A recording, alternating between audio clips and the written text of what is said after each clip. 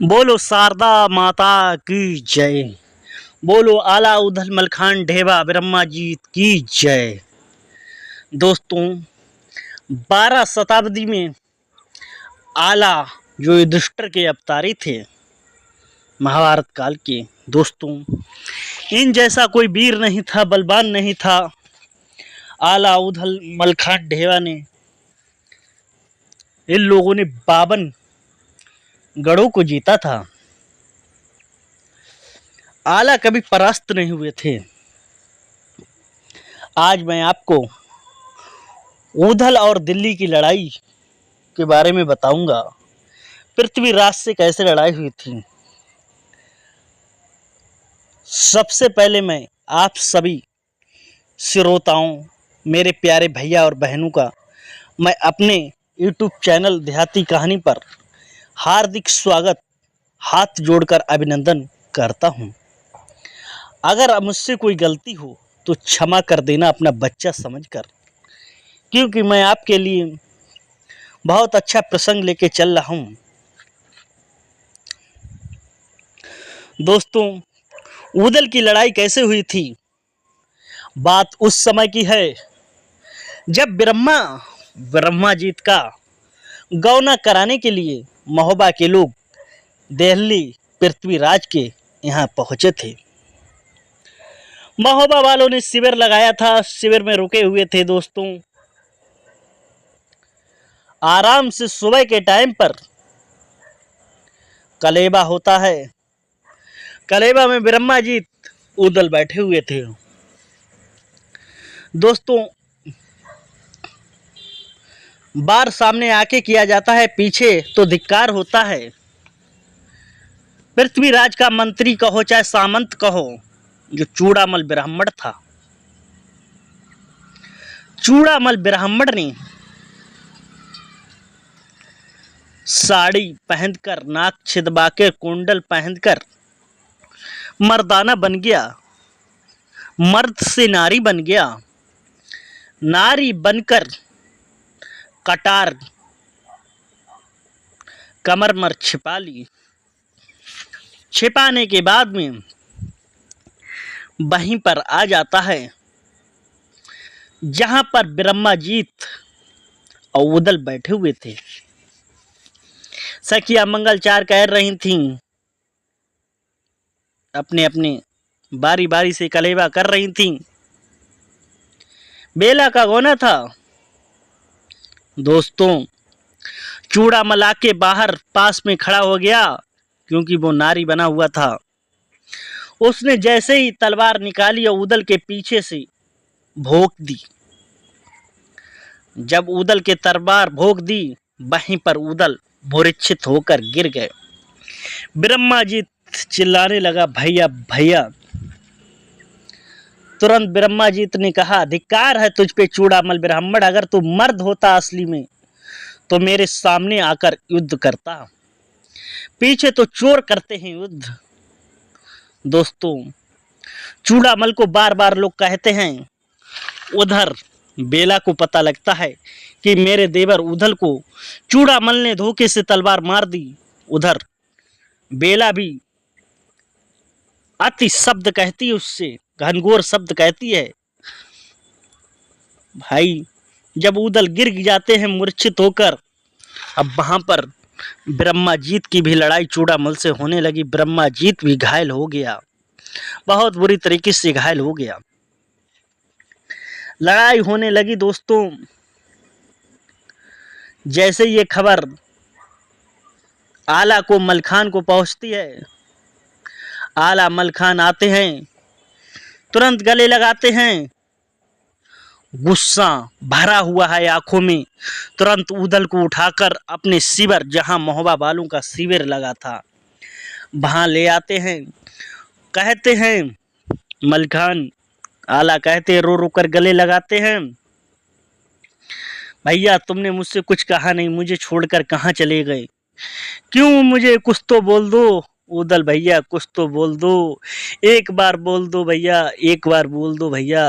उदल भैया, तुम कहाँ गए भैया? एक बार बोल दो भैया। रो रो कर बुरा हाल है। उस समय क्या बीत रही होगी, उस समय को आप गौर करिए जरा कि उधल को मूर्छित कर दिया धोखे से, उधल को कोई मार नहीं सकता था। अब भाई ब्रह्माजीत भी घायल है उधर, और उधर दोस्तों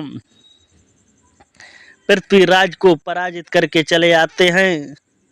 और दोस्तों उधर लड़ाई होती है, उधर विलाप करते हैं उधल जो मूर्छित हालत में पड़े हैं। आला अपने आप से कहते हैं, उधल तुम कुछ तो बोल दो। उधल माता के वरदानी थे, माँ शारदा के।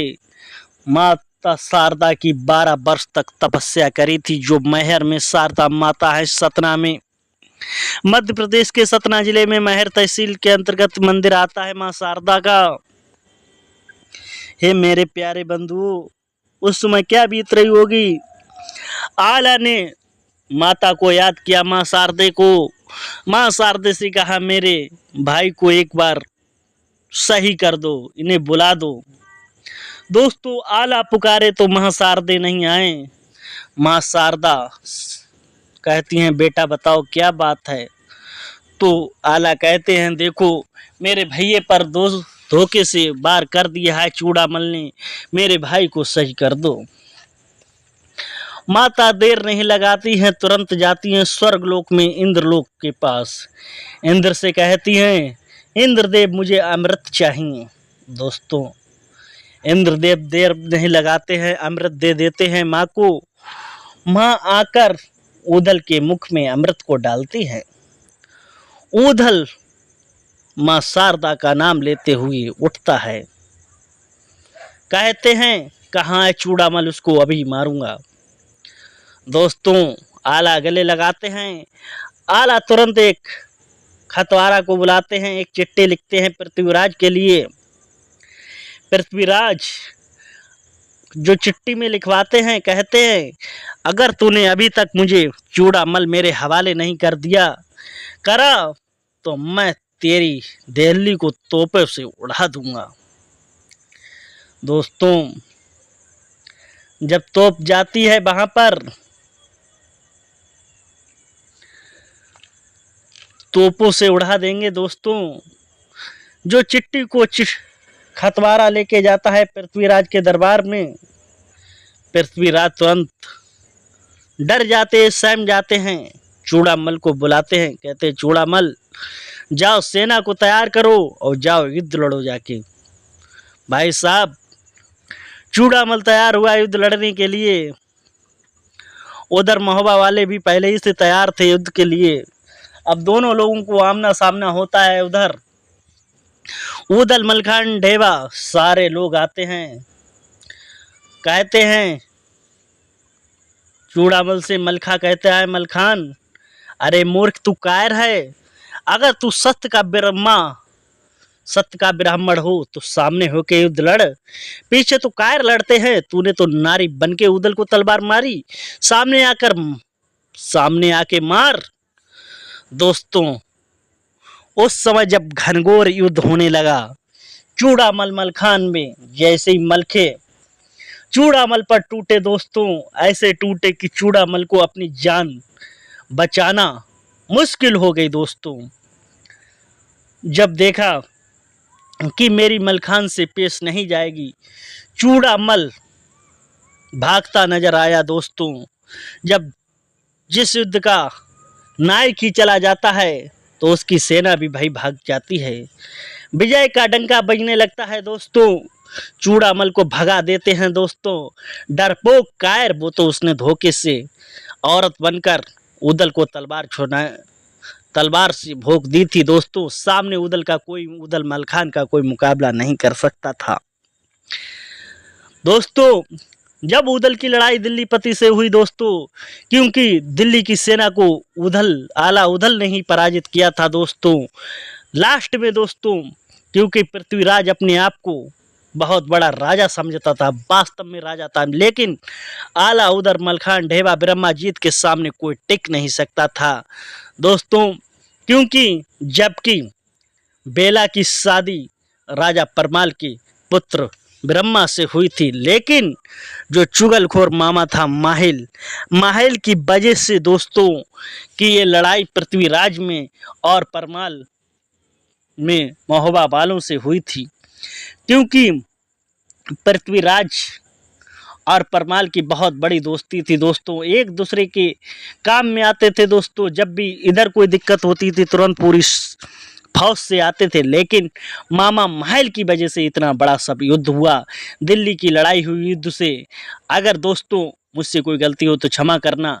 आज की वीडियो आपको दिल्ली की लड़ाई कैसी लगी है प्लीज़ लाइक ज़रूर करें, शेयर करें, चैनल को सब्सक्राइब जरूर करें। जय हिंद, वंदे मातरम।